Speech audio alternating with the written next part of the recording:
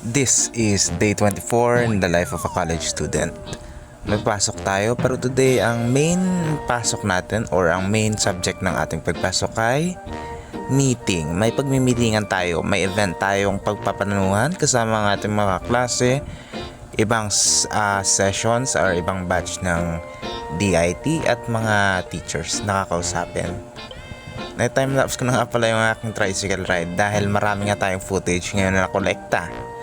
Pinaikli ko na pero sobrang haba pa rin ng video today. Sige na, tara na. Sa ating papasukan na school, classroom. Kaya nasabi ko ang classroom namin ay sa second floor sa malayo na building. So, maraming lakarin na makikita. O, diba? May pahagdan pa. Talagang siguradong second floor talaga.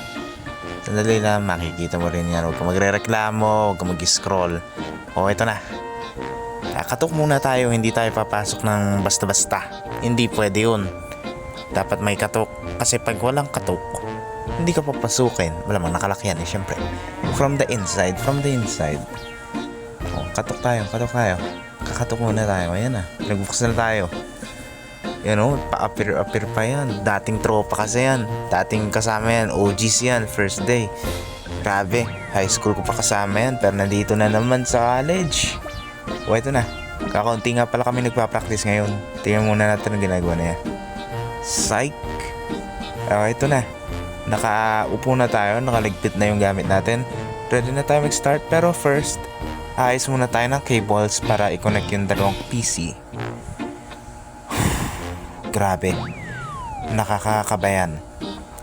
O, ito na tester. Diba? Lahat connected, lahat gumagana. Test natin sequence. Dali. And gumagana siya, completed.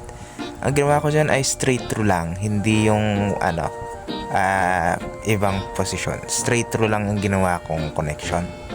Diba? Ang gandang tingnan pag gumagana. Sobrang satisfying. Ganun yung itsura. O, na-try natin yung isa. Ngayon, yung isa naman, kasi dalawa yung cord na kailangan natin gamitin. Dalawa yung cable. So, sandali. Try natin to. Ito na. O, gumagana rin siya. Walang problema. Napakagaling gamitin yan.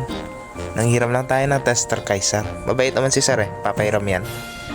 Thank you nga pala kay sir. O, di ba? Gumagana. Ibig sabihin, maayos ang kuha ko.